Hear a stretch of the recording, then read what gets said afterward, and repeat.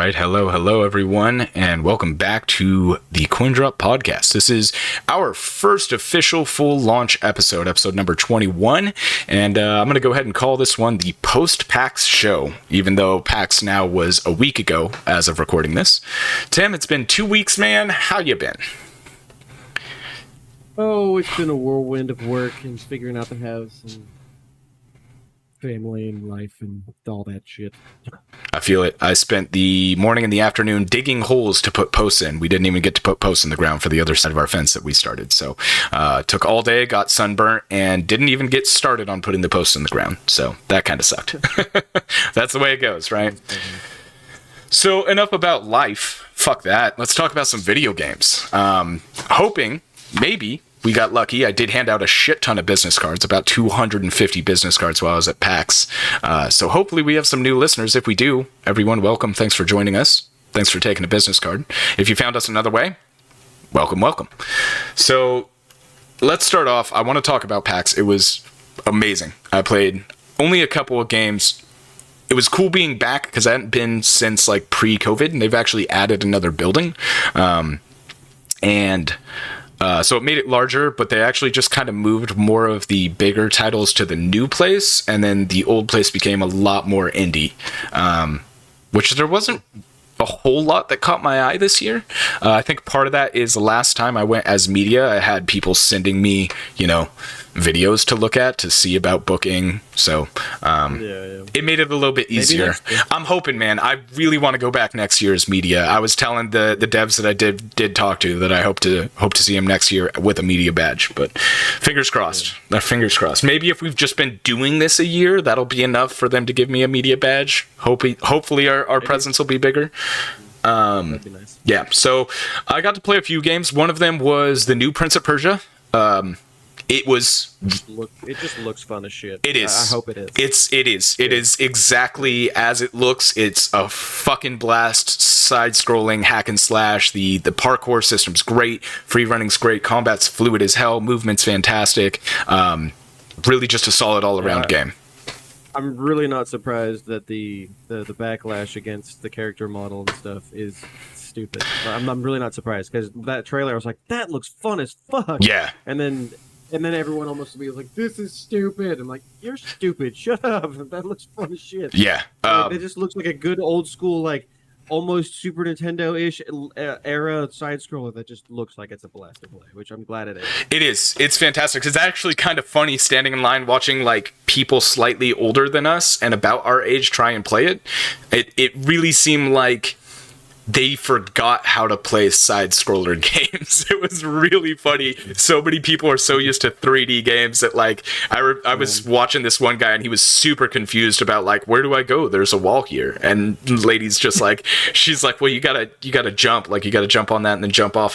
He's like, oh, I've got to go up? And she's like, yeah. Oh, my word. So, I mean... It puts the Cuphead shenanigans into perspective. Yeah. It's funny to see people, like, I saw some kids playing it that were having a good time, so it's a great game. I think the coolest little spin on the game is you don't play as the prince. You're not the Prince of Persia. Okay. Yeah. So you aren't the prince. You are a like his bodyguard or whatever. So you're actually looking for the prince, from what I could gather. The story's still very vague. There's like a 2-minute cutscene at the beginning. They're like, you can skip this if you want because it's a timed demo. Like, it's as much of the game as they've built, but you only have 15 minutes to play. So I was like, fuck the story. I just want the mechanics, get as far as I can.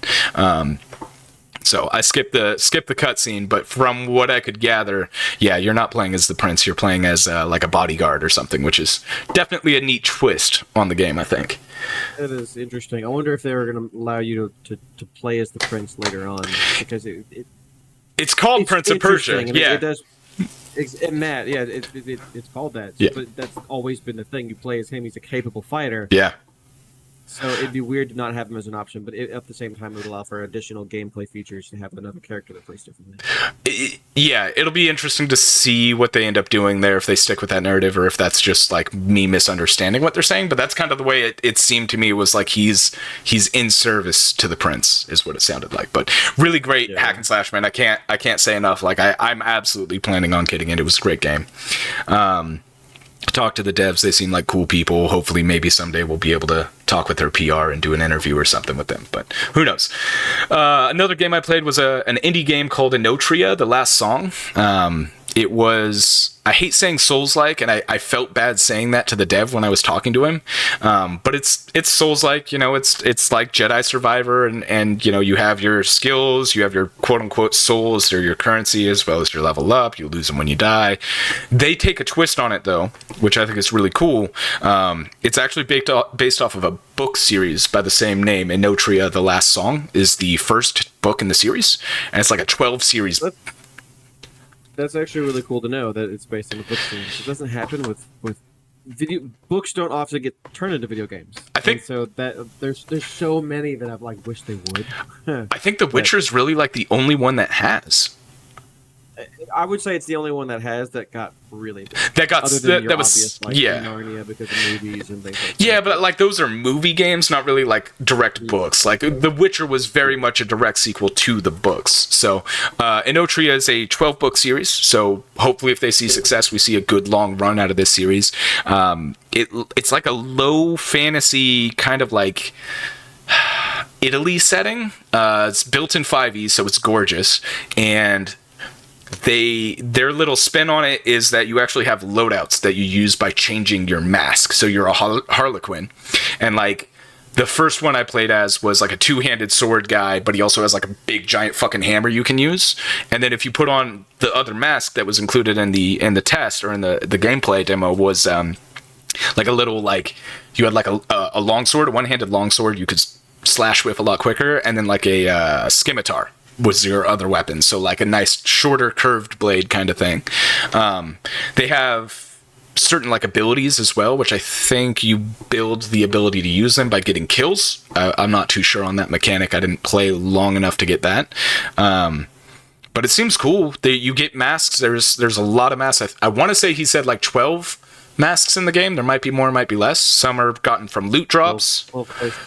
So when it comes to the playstyles, the masks, is it necessary to swap them, or is it more of a change at will as you wish, or are mechanics built around you swapping up? It felt to me like pick what you want your loadout to be. Like you don't have to play this one or that one, but like if you find this one's more to your speed than that one. So like for example, I started as a two-handed. He's a little bit slower. I was like, this isn't my thing for Souls-like. So I put on the other mask, and that guy moves quicker. He attacks faster. Now the thing I don't know is if they level up separately or if it shares like a growth tree. So that's the interesting thing there. But they are different loadouts. I think basically the point here is you can't ruin your character by speccing into luck the way you could in like Dark Souls 3, right? Like, yeah. So it sounds really cool. It looks great. If you like Souls-like games, it's available for wishlisting now. Talk to the devs. They seem really cool and really hopeful that it'll do well. Beautiful looking game. If you like that kind of style, I highly recommend it. God, and then I mean there was a ton there. I wanted to play Vampire the Masquerade Justice, the VR game that was there. Didn't get a chance to play it, but they had a booth there where they announced Bloodlines 2 is still coming this year, so that's awesome. There was a couple other good games there. The Invincibles, I think was. It was like the Mars, like futuristic 1950s first person. Yeah, they changed the name recently. Yeah, I got to. And they also changed the style of game too. It was originally supposed to be like a Borderlands style, and now it's like a extraction type game. I didn't get a chance to play it. I watched a few minutes of gameplay, and it looked interesting. I'm not entirely sure what it is, but graphically it looked pretty interesting. At least if I'm thinking about the right one, which I think I am. I feel like it was the Invincibles. Let me double check. It's got like the skull. The Invincibles is a game, yeah, but yeah, it's the Invincible. I think I might be thinking of a different one. So it's from I'm thinking of a different game. It's 11-bit Studios, Rethink Humans' Domination and the Invincible, a story-driven adventure set in a hard sci-fi world by Stainlands, I don't know how to say this guy's name. Lim. Yep, that. Discover Planet Regis 3 as scientist Yasna. Use atomic punk tools. It looks like 1950s sci-fi-ish. It looked really cool. So I didn't get a chance to play it, just like just like Vampire the Masquerade Justice. I didn't realize it was there until like the line was 2.5 hours long. I was like, no, sorry. But I did play another small indie game called Blackout Protocol, which if you're a fan of twin stick shooters and roguelikes, I think you'd like. It's very fucking hard. It's an early access. It's got a squad mode and a single player, and I only played the single player. What's that? I was just repeating you. Okay. Squad mode, I think it's up to 3. It might be a 4, but you can play 2 to 4 or something like that. Or you can play alone. And it's really fucking hard. They need to fix their balance there. And I think they already know that because I think a lot of people gave them that feedback. But it was good enough to get me to buy it on the spot. Like, I enjoyed it. You unlock different guns by playing through the game, which, like, you can level them up by finding the better versions. So, like, I found a submachine gun, and then on my next, like, 2 runs after that, trying to get through, I found submachine gun grade 2. So a little bit faster reload, more damage, that kind of stuff. And you have temporary enhancements you find through the run, but you can also make permanent enhancements to your character. So it adds a little bit of... So it sounds to me like it's taking a lot of inspiration from Returnal, because Returnal's a roguelike, and you start over if you die, but you can find upgrades, like very much like this. Yeah, I haven't played Returnal, but if that's the premise, it's very similar to that, but twin stick. The one thing, there seems to be at least 2 different maps to start. I haven't gotten past the second quote-unquote map because it's that fucking hard. Or maybe I just suck that much. I don't know. But there's like the... What? I didn't hear you. I was gonna say a joke I shouldn't. Thanks. So there's like the parking garage and then the lobby. I haven't been able to make it past the lobby because it's like super hard waves to get through. But there's at least 2 different versions of the parking garage that I played. So I don't know if they're planning on adding more versions to it to add some variation. But fun game. It's hard, but it's fun. And that was pretty much PAX, dude. Like, there's a ton more. We'd go for like 17 hours if I was to talk about everything at PAX. But it was really cool to be back. It was cool to see a lot of awesome cosplays. I saw so many clouds there, not a single squall. I was pretty disappointed. So, love for my guy. One quick question about PAX. I understand PAX is a smaller event, not necessarily for big studios. But were there any big studios there showing off some of the big games? Yeah, I mean, so Bandai Namco was there with Tekken 8. I didn't play it because I fell out of Tekken and like Tekken 4. It's Tekken. Yeah, it's other than you like it, then just go buy it. Right. Yeah, I mean, it's like if you like Mortal Kombat, you're gonna like Mortal Kombat 1, right? So like it's a fighter. Yeah. If you like it, you like it. Yeah. So Tekken was there, the Pokemon games were there, but like those are out, so I don't understand why they were there. Did they have that new Dragon Quest game there? The Dragon Quest Monsters? Yes, Square Enix was there. I went over to Square Enix because like, oh cool, I'll play 16. 16's got to be here, right? Like it's out, they're trying to demo it. 16 wasn't there, but Dragon Quest was. Dragon Quest was there, and something else they were playing. I don't remember what it was, but they had something else. But they didn't have 16, unfortunately. Yeah, I wish you'd gotten a chance. Yeah, I did. I did too. I would have loved to have played it on the PS5 and checked it out. But Disgaea was there, the newest Disgaea. Let's see what else. 8 or 9 or whatever. Of whatever the fuck number they're on, right? Trying to think of any other big titles that were there in the main show. Obviously, Prince of Persia was there. There was Atelier. Atelier, the like alchemist game. Is that what that is? Fuck. I only vaguely remember. But it was definitely mostly indies. Atelier. You said Atelier. I'm like, what the hell is that? Is it Atelier? It looks like it spells Atelier. I've never heard anybody say it, so I've only like looked at it. And it's like when you see a word and you've never heard it said before, so you're like, this is how it's pronounced.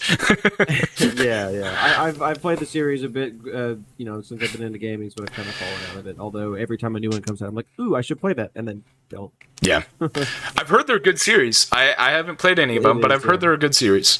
It's very, very heavy. I mean, it's an alchemy game, but it's very heavy on alchemy. Yeah. Like putting together items and stuff to help you out.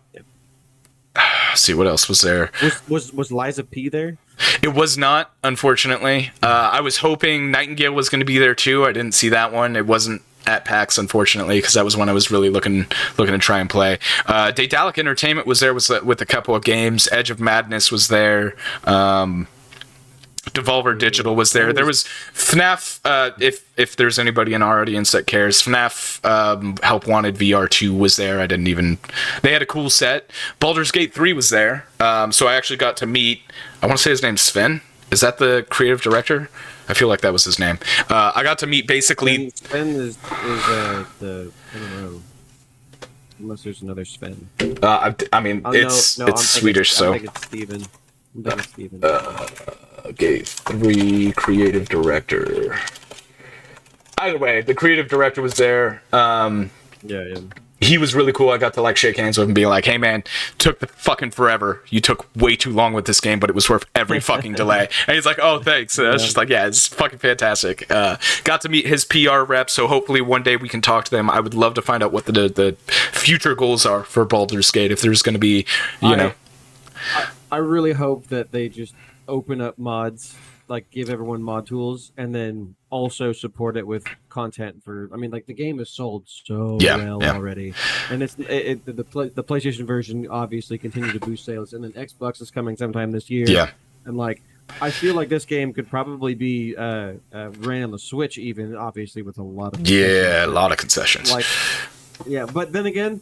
We're going to talk Switch 2 here in a little bit. So maybe little peek behind the curtain.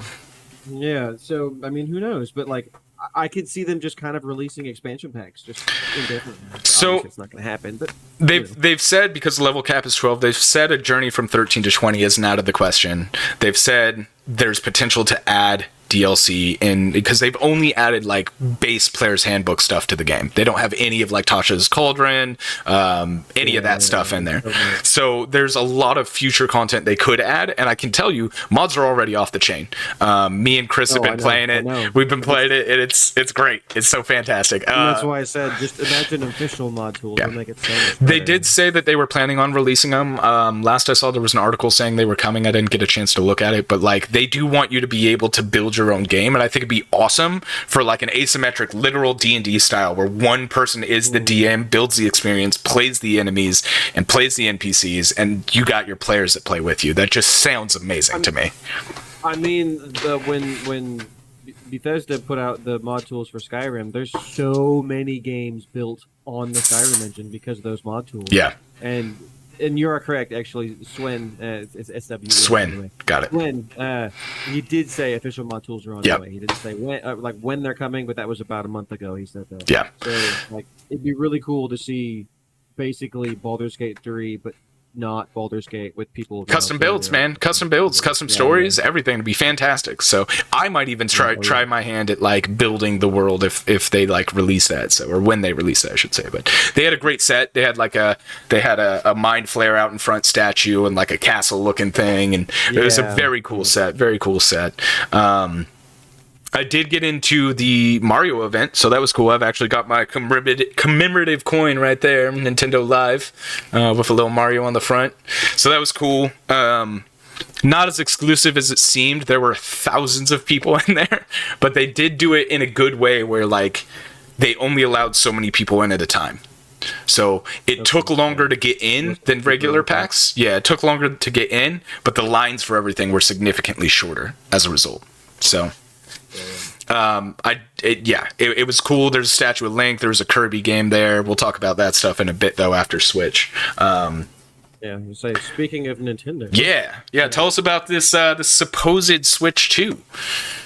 Yeah, so there's many sources that have come out, and Eurogamer as well as VGC have basically corroborated that Nintendo actually had behind closed doors with very select developers a showing of Switch 2, which I'm dubious on these claims for one reason and one reason only. If they're showing developers, why do it at an event?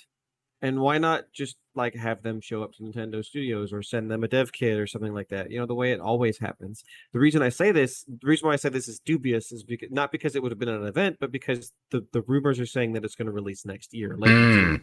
And the time frame is actually really good. The Switch originally released in 2017, so with that it'll be 7 years. And for a handheld as ridiculously underpowered as the Switch is, even though that's not holding it back, we need some new hardware. Yeah. And so also there's also what's the word I'm looking for? Freaking people, analysts that are saying that currently Nintendo's financials are actually looking pretty poor, in the sense of they're seeing double digit up to like 20% drops in sales and stuff because the Switch is so old. So like at this point, really the only way that Nintendo would be able to offset them, because a company as big as Nintendo is not going to go 20% drop. They're gonna want to keep them sales up. Yeah. Those sales up. Therefore, really the only way to offset it would be hardware. And again, 7 years, blah blah. It all makes sense. Anyways, so I'm gonna go past my dubiousness of the way this is being shown, and not necessarily Nintendo, but the way that the websites are talking about it. I'm gonna get past that and say maybe I'm not gonna get past it because it sounds a little too good to be true. So Go ahead. I think I can kind of understand showing it at an event, and the only reason I can understand that is you've already got your audience there. You don't have to make it a point to invite people. You can. It's like being a spy, right? The best place to do a spy meet is in the middle of a public place, right? Because it's under everybody's nose and nobody notices, kind of thing. I don't know if that's true or not. That's just what TV and movies tell me. But if the console is releasing next year, good afternoon or evening rather, StarCloud. By the way, I see your comment. Yeah. Anyway, anyways, if it's releasing late next year, we got a little over a year from now. There's not a lot that could release on it at that point. Although I guess to be fair, most games launch with 7 to 15 games anyway. So whatever. However, with that said, when I said it sounds too good to be true, take this with a grain of salt because this is obviously not a one-to-one comparison, but apparently it was shown running the Matrix Awakens Unreal Engine 5 tech demo that was released for PS5 and Series X. And that demo was retardedly impressive. Like, holy flying fuck. I can't believe that was a video game that I was controlling. That's how good it was. Kind of video game. Kind of video game. Kind of, but the point is that it could be made a video game. And the thing is, that's why I keep bringing up Unreal Engine 5. Right. That tech demo and what I've seen since then, it's just so impressive. Anyways, apparently it's running that. And the fact that something, a handheld, could do that is impressive. That's really, really well done. It's also said to be running NVIDIA's DLSS, which is not on consoles at all. It's always the other one, the FSR. FSR2 is on consoles. So if it's running DLSS, which is the better of the two, definitely, that just goes to show you Nintendo doesn't need to have quite as good hardware in order to be closer to, say, PS5 and Series X. Here's the thing. But why? Why would they try and compete with Sony and Microsoft now in that level of graphics? They never have in the past, right? Like, they've always moved towards a more affordable. Yeah, they've moved towards a more affordable, kid-centric, nostalgia-centric system. Why would they feel the need to push towards the Unreal Engine 5?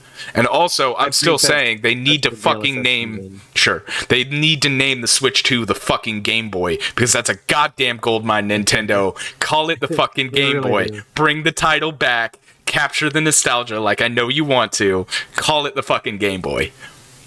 It would be awesome. Although at this rate, the Switch is just so... Yeah, it's synonymous. It's a home name. Yeah. It's a home name. If you get rid of it, then you're losing that potential too. Sure.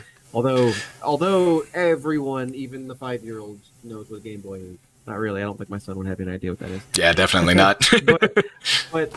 but like you were saying, I think what they're going for is more of a slightly more than middle ground, in the sense of they're going to keep what they're doing already with the, like you said, more family friendly stuff, but being able to compete easier with PS5, current gen PS5 and Series X with DLSS and everything else, sure, it's not going to look or run as well because it's a handheld. Just by default, it's not going to happen. Right.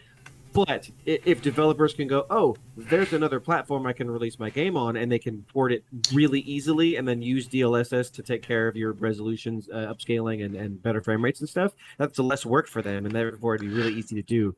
And therefore games won't skip out on the Switch because it's so underpowered and it's a hard thing for developers to do.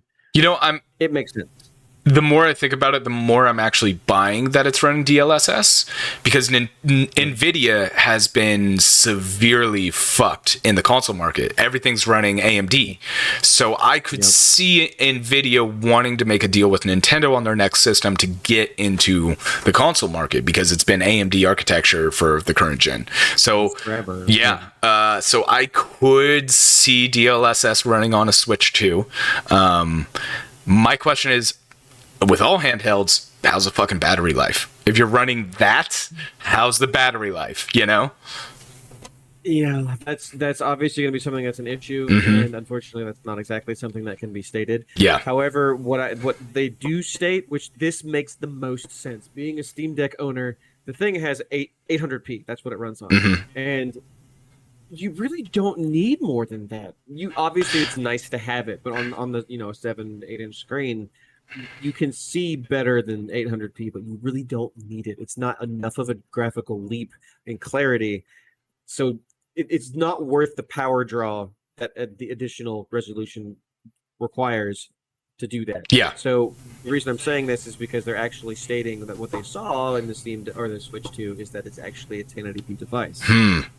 So they're actually, so if you look at when Nintendo patented an AI upscaling technology back in 2020, and they actually made the patent public in 2021, they were showing a game running at 540p being upscaled to 1080p. But it sounds, and also with the possibility of up to 4K. But now that DLSS does that, Nintendo can just get rid of it and use DLSS. Plus, they're using it.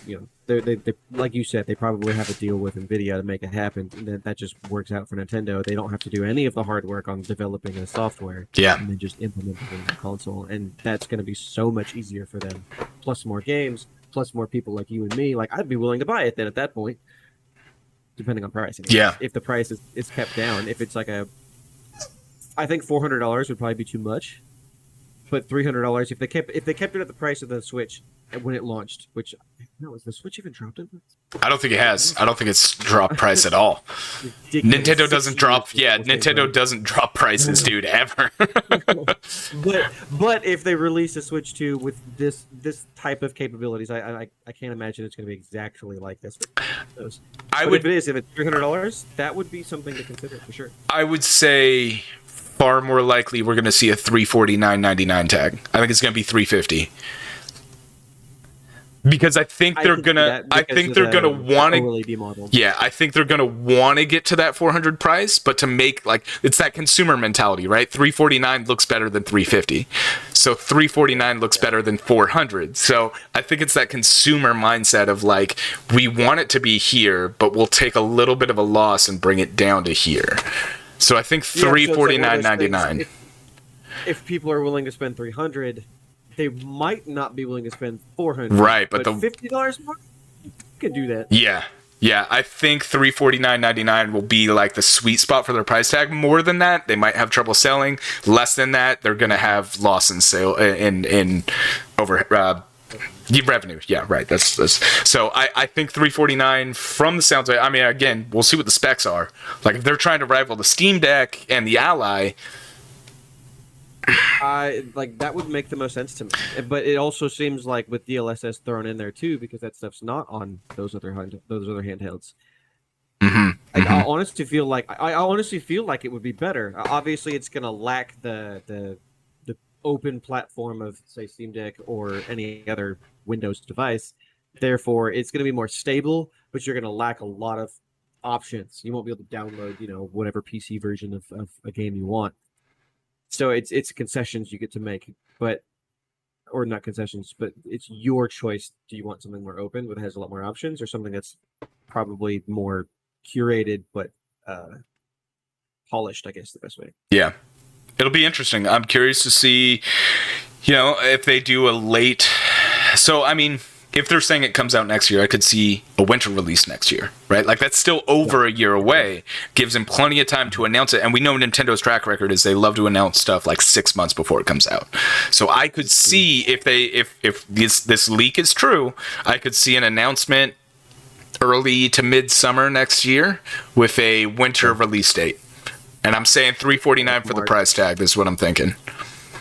That honestly makes the most sense to me. Yeah. $300 would be a really nice price tag, yeah, given the technology inside of it, and then also the Switch OLED, which it's almost guaranteed to release with an OLED screen because it was such a good leap in the Switch. So it would be stupid to take it out unless they're trying to save costs. Who knows? We'll see. It was a good leap if you didn't already have a Switch. Like, it's not enough to get me to go out and buy a new Switch, but it was good if, like, oh, I don't have one, and now they've got an OLED one. Sweet.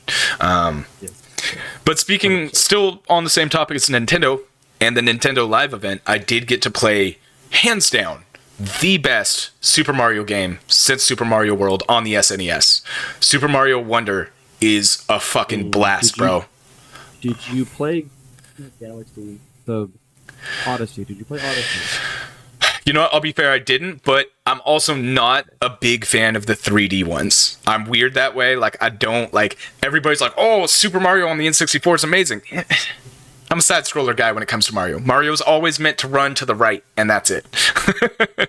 Galaxy was good. I'll give you that. Like, for the 3D ones, Galaxy was good. I'm sure Odyssey capitalized on that and made it even better. But in terms of, let me recant my statement. In terms of 2D versions of Mario, this is the best Mario game since Super Mario World. It is a fucking blast to play. The Wonder Stars add all kinds of wild hijinks that come in. You've got, like, medallions, I guess is what they call them. Basically, like, different power-ups you can use that permanently attach to your character. You can unlock them through the map by doing special challenges. They had the foresight to make it super kid-friendly. Dude, Maury played the game, kind of. So it was me, the wife, and my kid, and they told me, like, oh, if you pick Yoshi, because I was going to pick Yoshi, that's my first go-to, always Yoshi. They're like, if you pick Yoshi, you can't do damage to enemies, but you also can't take damage. And I was like, oh, and they're like, the reason for that is for children, little kids, like my fucking 3-year-old. I can pick a Yoshi, hand her a controller, and she can fuck around with the controls and feel like she's playing. And she loved it. She loved it, dude. That's really cool. She was in a bubble 90% of the time, but she loved it.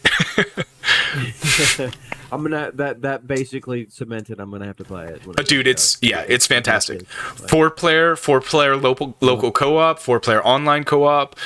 The world setting is really cool. From what I saw, what I played, you do like a couple of intro levels, and then it opens up into like a big desert area in the section that I played. And there's like 4 different levels you can go to, and just pick one and go to them. I'm assuming you have to do them all, but the order you pick them in is up to you. So very cool game. Highly recommend if you have a Switch. It is, and you're a Mario fan. Like, it's fantastic. It's absolutely fantastic. Good. I'm looking forward. Yeah. We've our Switch doesn't get used as much as like I wish it would. Yeah. And something like that could be the whole family, I mean, easily. And I assume it just uses the standard, like, one of the Switch Joy-Con thing. We actually used the Pro controllers is what they had set up, so I don't know if it uses just the Joy-Con. If you can do that, I would imagine you could, because it's Mario. It's like a couple of buttons, but they had it on the Pro controller probably just for ease of like play. I will say another game, actually, the wife has been using the Switch a lot. She just bought, it just came out, Fae Farm. It's kind of like, she played that at PAX. She liked it a lot, so she bought it. It just came out. She loves it. It's like kind of Stardew Valley meets Harvest Moon meets Animal Crossing. Very cool, chill game. Looks good. I'm just happy somebody's playing the Switch. So she bought that. I'm definitely going to buy Super Mario RPG just because I want to play the game again on something native. I get, like, it's still a cash grab. It's still Nintendo capitalizing on, like, that's a hard game to find, first of all. And that game, if you do find it, is about $120. So I'll just buy the native Switch version. Thanks. And then on... Yeah, sorry, go ahead. No, go ahead. I was just going to say that it is kind of a cash cash grab, but at the same time, it's been so long since it came out. They are redoing the graphics. Yeah. It's a viable remake. not- It's not yeah, Red Dead yeah. Redemption. It's a viable remake. Like Yes, it is not Red Dead Redemption non-remake. Exactly. It's on not a simple thing.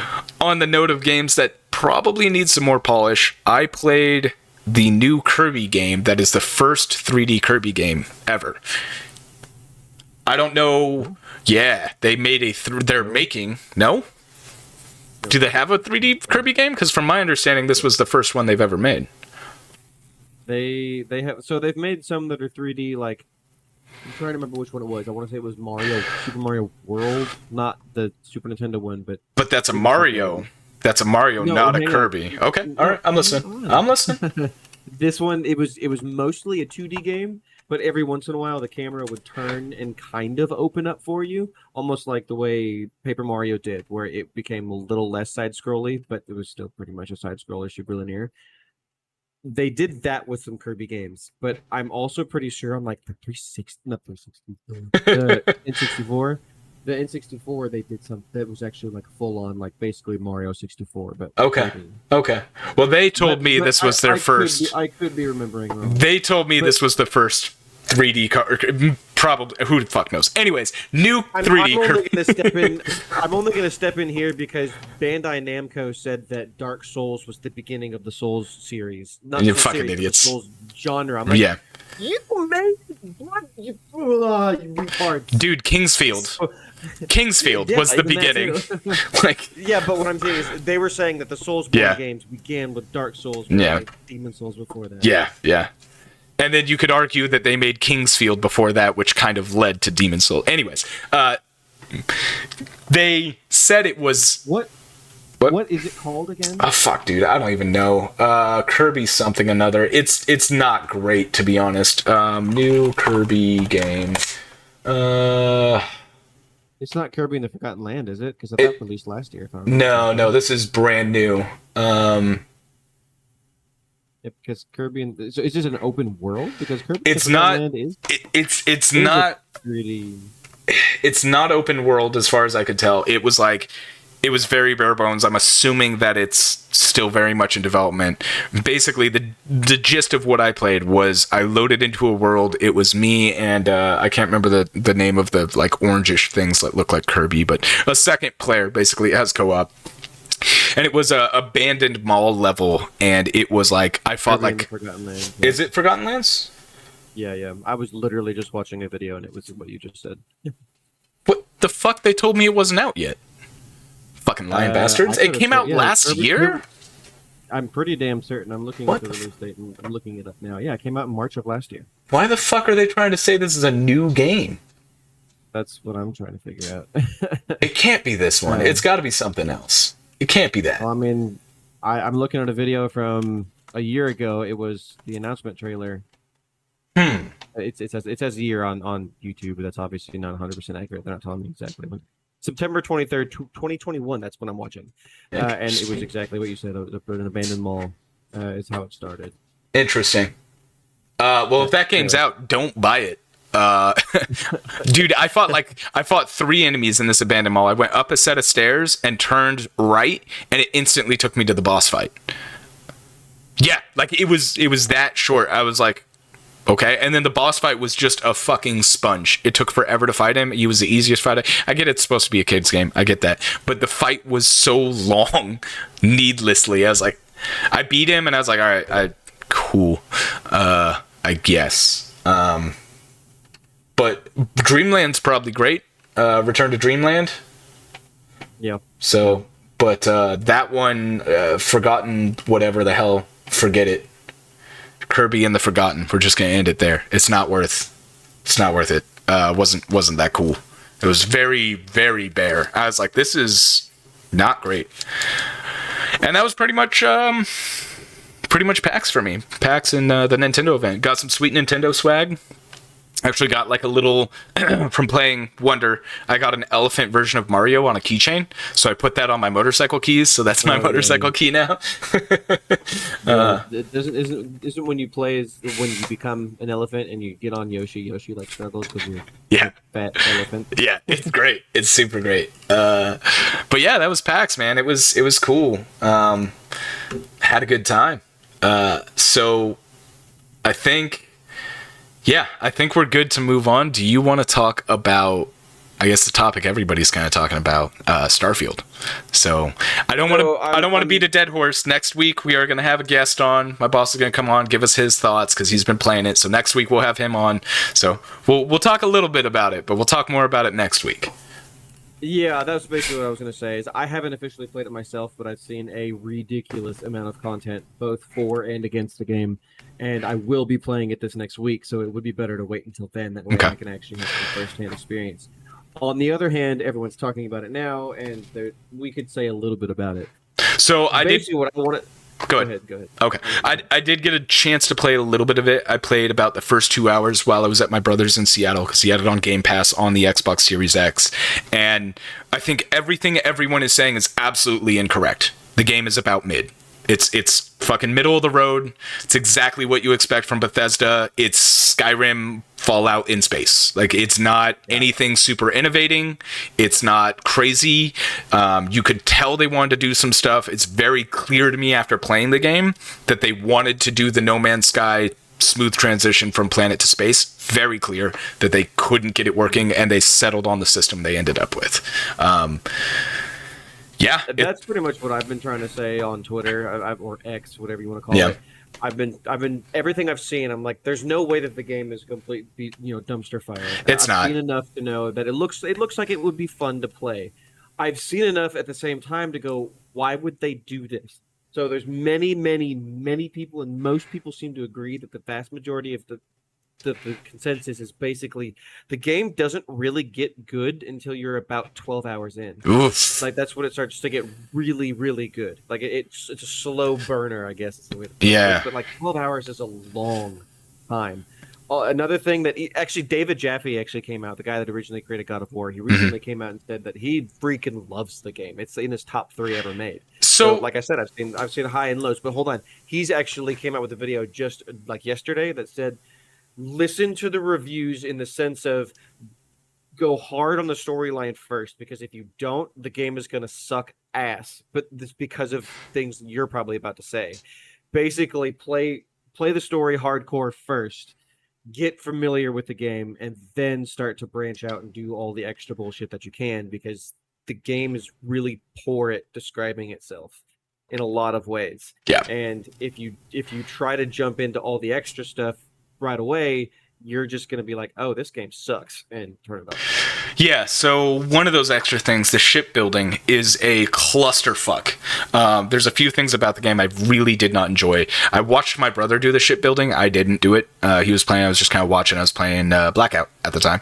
I just kind of watching, and it does not do a good job at telling you what piece does what, and there's so many different versions of the piece that they don't break out like how they're better very well, or how to assemble, or anything like that. Like, seems like a great system, but it needs some UI tweaks. Shocker, Bethesda. The other thing I wasn't a big fan of, loved the gunplay. I'll say that. Loved the gunplay. Doesn't feel as solid as Destiny, but few games do. Say what you want about Destiny, it's a good first-person shooter. It doesn't feel as solid as that. It feels somehow heavier and lighter than Call of Duty at the same time. It's really bizarre. But the guns are cool. It looks stiff to me. Yeah. Everything I've seen, it looks stiff. So I think part of my problem, too, is I was playing on a controller and I wanted to be on a mouse. So turning and everything felt slow because it was the first time I'd really used a controller for a first-person shooter in a very long time. So felt very chunky to me. The other thing I will say is their ability to present the environment in a way that is cohesive with understanding what to take, what's loot, what's trash, what's scenery, and what's usable is really bad. They need a better way of doing that. But that's really the only real negatives I have to say about the game. I didn't get that far. Todd Howard said some shit though for PC players that I don't know if you saw did that. say some dumb shit. He said a lot of dumb shit. Yeah, specifically the one I saw that I was like, ooh, Todd, maybe like, and I even looked for the quote, and the quote he said was, he was asked why the game wasn't optimized for PC, and he said, it is optimized. You might just need to upgrade your PC. And I was like, ooh, Todd, that's dangerous. That's dangerous. So, to be fair, I will agree that the person who asked that, I feel like he was really stupid to take, because it was a community question. Yeah. I feel like he was really stupid to take that community question, because while the game it's not necessarily not optimized for PC, like it actually is, and this is an absolute shit bullet point for a video game, but this is a bullet point for the video game, is this is our least buggy game ever. And when you have to say that, that means you release broken shit. Yep. And like that's what people know you as. And the game does have a lot of bugs, but it doesn't have as many as normal. So, but like that's not something to brag about. This is our least safest flight we've ever made, guys. Right. I honestly feel like that question was stupid, and I really shouldn't ask that. Yeah. Ultimately, the game's fine as far as playability goes.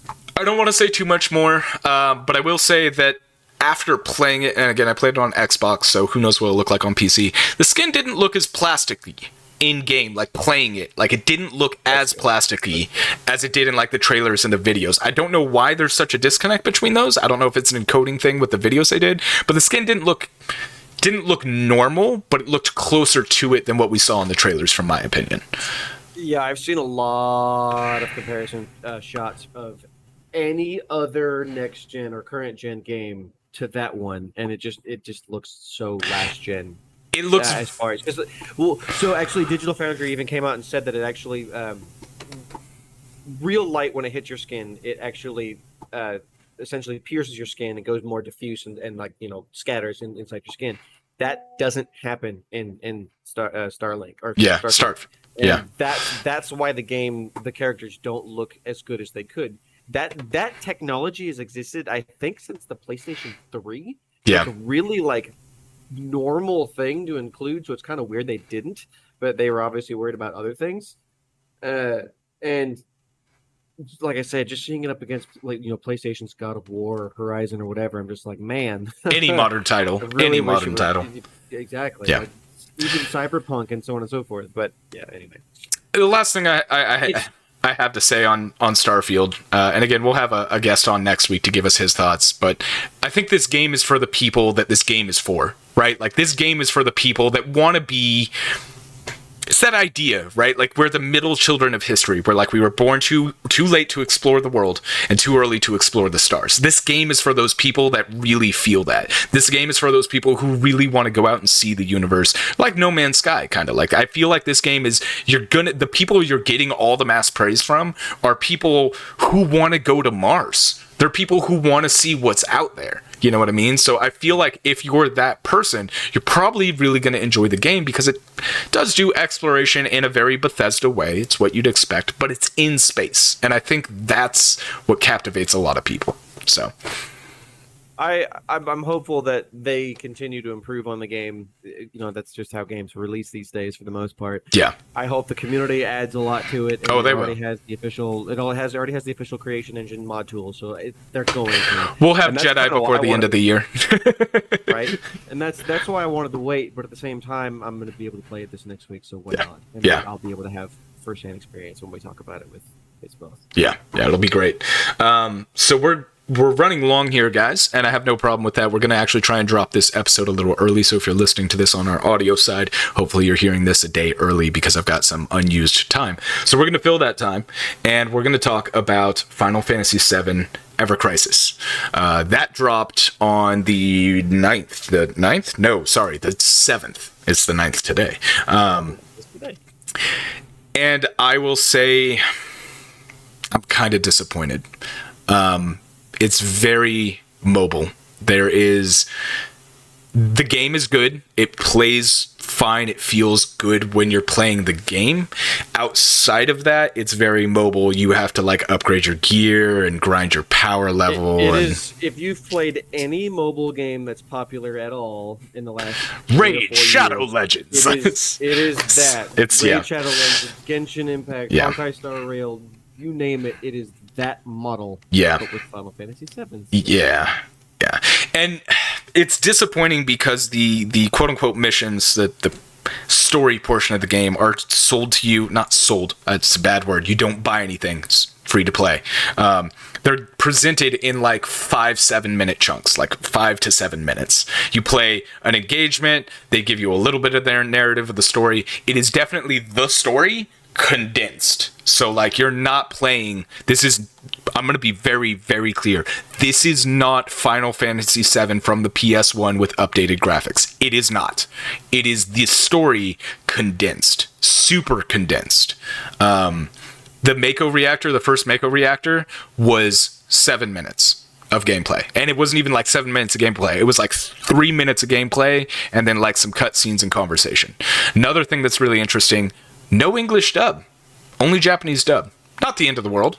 The text is in English, but yeah, the actual cutscenes where the voice actors do voice acting, only in Japanese. Couldn't find a single American dub version or English dub version. Kind of strange. I might be mistaken, but I'm pretty sure they just re-released the game on a popular console with voice acting, and they could have just ripped it from that. Yeah, very strange. Very strange choice. Copy and pasted. Very strange choice. But I am excited to check out the first Soldier story, which is a brand new storyline that's going to be specifically about Sephiroth. Yeah, so Sephiroth. I am Young actually Sephiroth. yes, I'm actually very interested to see that. But let me be again very clear. This is not Final Fantasy VII as a full game. Play it and yeah, it's definitely cut down. I'm still not convinced it's the whole game. I talked to a rep there. He said it's the full game, but I'll tell you, in the character list that it shows, I didn't see Vincent. I didn't see Sid. I didn't see Yuffie. Is it the full game? I didn't see Kate Sif. That's lacking a lot. I mean, maybe they plan on making it the full game over time. Maybe. Because they got to keep people playing. Since it has all this monetization built into it. Yeah. They do have to keep people playing over a long period of time so they can. I will say I haven't felt a need for the monetization at all yet. I'm going to tell you, the second that happens, that game is getting deleted from my phone. The second I cannot just play the game and progress through the story, it's going out the window. So if they do it right, most mobile games or that business model has done it in such a way where you can absolutely progress without buying anything. It'll just take you a little bit longer. And when I say little, I mean a little bit longer. Yeah. It doesn't become so unplayable that you have to grind for hours on end like everyone says microtransactions do. Unless it's Clash of Clans. You know? Yeah. It's interesting. I'll give it that. It's fun. I love the graphics. I really, really wish somebody would just rip the graphics from that game, throw that on the PC one, the original Final Fantasy VII, and give me like a fucking real 7 remake with those graphics, because the graphics are actually really good. They're very true to the original graphics, but like upscaled. They look significantly better, but it's still the old kind of blocky style, but upscaled. So they also implemented the newer models in the game in some cases, didn't they? For combat. So you do play the like 7 remake models for combat, but like outside of combat, they're like custom sprites kind of thing. So it looks good. It plays good for now. Those are just kind of my initial thoughts on it. We'll see what happens. I can report back maybe next week if I get more time to play it. I will say that I have mixed feelings on the short missions thing. It's kind of nice to be able to pick up, play a mission, and then put it down. But at the same time, it's not Final Fantasy VII. You know what I mean? So I have it downloaded. I just have yet to play it. Yeah. I will eventually. I'm excited to play more of it. I guess I should say that. It's disappointing, but it's not a turnoff. Like, it's the first mobile game that I've actually sat down and been like, oh, I can play a mission real quick.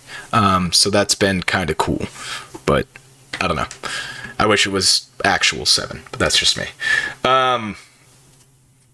Speaking of games we wish we had, I guess that's the best segue I can do. Alone in the Dark has unfortunately been delayed, and it's not a short one. So I used the term dubious earlier, and this is no more where my inner conspiracy theorist comes out. I mean, it's nothing like nefarious or anything, but they did come. Did they actually say that it was because of their getting out of the release Yeah. schedule of other big games? Right? Yeah, that was their PR released reason. Yeah, and like you said, it's a long delay. It's not like 3 weeks or whatever, like most games will. They'll either release a couple weeks earlier or like 3 weeks to a month later. They're pushing it to next year by several months. Early January. I think it was January time frame, I think. Let me double check that. Yeah. To me, it feels more like a let's polish the game a little more. Yeah, January 16. Okay, yeah, and they'll just polish the game more. That way, it launches in a better state. Which, honestly, would have been upset with that if they would have said that, and like said both, at once. We're getting out of the release, crosshairs of these other games, getting in our own time, but also using that time to make the game better. So I was talking to my brother briefly about some stuff. I won't go into detail because what he told me isn't necessarily confidential, but it's stuff that it's not my place to repeat. And PR has gotten really difficult because if companies come out and say stuff like that, people get on Reddit and then they blow up saying things like, oh, the game's going to be broken. The game's going to be shit. It's going to be trash. They obviously had to push it back. The game's not good. Right. So like PR has gotten to a point where you can't really do anything without somebody being mad. So this is the best response I think they could come up with that hopefully avoids the anger and doesn't lead to people going like, oh, they pushed it back to polish it because the game isn't good. It's not going to release well. You know what I mean? So that could be part of it, and they just used all the other great games coming out this year as an excuse. I'm disappointed, but if the game ends up being better for it, so be it. There's a few developers, and I don't remember who they are at this point, and I know they're mostly, actually, I'm pretty sure they're all entirely indie developers. But there's been a few of them that have basically been like David Jaffe, where he doesn't give a shit what you think, and they'll basically just be like, they'll be totally upfront and honest to basically say, you're all fucking retarded. This is how it works. This is what I'm doing. Eat one. And I think that needs to happen more because, like as you were stating, which this can actually go back to Starfield and the things I've said, not I've said, but that I've read. I've read like tens and ones as far as comments and relative thoughts about the game. It's gotten, I hate this fucking term, but it's gotten so toxic. The community, the online community for anything, not even just video games, but it's become so toxic. And you just said as much when it comes to PR. It's like, why can't people just have freaking fun?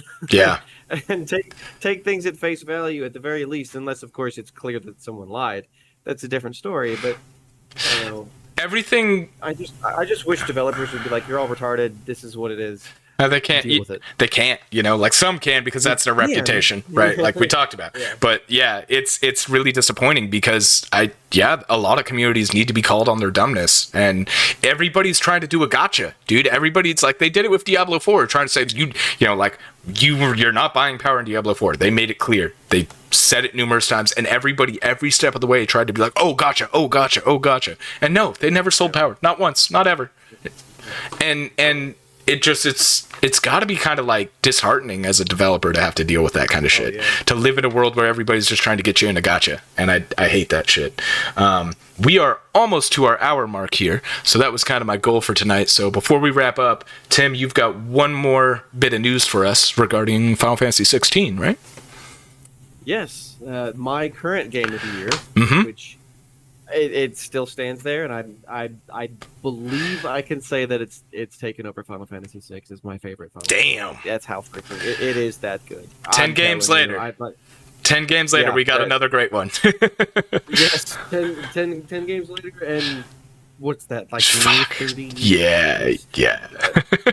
I mean, the ones in between were all damn good, too. The 7, so on and so forth. But anyways, Naoki Yoshida, he finally came out and said that the game, I mean, there's actually controversy about this. Long story short, if you think the game didn't sell well, you're stupid. Square Enix didn't say it didn't. There's some people think that was said, but Square Enix said it sold well. Anyways, he came out and said that the game is officially confirmed for PC, which we already kind of knew. Why would people think it was coming to PC? Because it was in the fucking trailer, dude. Yeah, it was in the trailer. Yeah. Oh shit! They finally have confirmed it's being made on PC. Yep. And we don't know anything about it other than that. And the game is getting 2 paid DLCs. We literally know nothing else. Yeah. Sadly. And given, how do I say this without spoiling it? Given the stuff, I'm curious where they're gonna take it. Given the stuff. All right. Yeah. That's a spoiler-free announcement there. When the redacted hits the redacted, and the redacted happens, then the redacted redacteds and redacted, and then it happens. Exactly. It'll be interesting to see how they go about it. I'm hopeful that they don't go the Final Fantasy 15 route, even though I really liked Final Fantasy 15's DLC. But I almost feel like they might have to. So we'll see. Not necessarily, but I could see why if they did. Anyways. Gotcha. They did state that Yoshida did state that the game, the PC version and the DLC will be talked about more by the end of the year. So you've got roughly 3 months to wait before. Here's my thing. Given to us. Here's my only thing, and my wrapping thoughts on this. I'm not sure I'm going to buy it on PC. Ports to PC from Sony have not been good. Square Enix. It's still a Sony title. It's not. I mean, it's entirely Square Enix. Sure, but like it was built for PS5 first. I don't know. We'll see. The Last of Us left a really bad taste in my mouth. So, just to make it very clear, Sony had nothing to do with its development. However, you are still correct. Square Enix ports to PC suck ass too. So it really doesn't make a difference. Yeah. Might end up getting it on console. I don't know. We'll see what happens. If they release a demo for it, I'll play it and see if it's worth buying on PC. If not, I'll end up getting it on console when and if the PlayStation 5 Pro comes out, because that's kind of at this point what I'm waiting for. So it'd be interesting to see if the Pro does come out next year, like we talked about a few weeks back. I feel like, or very close to the Switch 2. Yeah. It'll be interesting to see. I feel like we're on the money with our predictions, bro. I feel like we're on it. I think we are. Any rate, that's going to wrap it up for us tonight, guys. We will not be doing a Patreon side exclusive today because this episode has already run long enough. So for those of you who are interested in our Patreon, we do have at least 15 minutes on all of our previous episodes over there on Patreon at patreon.com/CoinDropPod. You can check out all of our episodes there with an extra 15 minutes at least attached to it. It's like $3 a month. It's cheaper than a cup of coffee one time. If you want to help us out, continue to support us to do this thing, and hopefully maybe grow us a little bit more. Tell your friends, tell your family, tell anybody who will listen to you, so that we can go back to PAX as media, because I'd love to get back to doing media cons, man. And I know you have to be invited to the Discord, but we need to figure out how to get people on it as well. I guess I should have talked about this earlier or elsewhere, but look up the Discord and come talk to us. I'm pretty sure there's an open invite on our Patreon as well as on our Twitch at twitchtv.com/CoinDropVets. I'm pretty sure there's a Discord link there to jump in.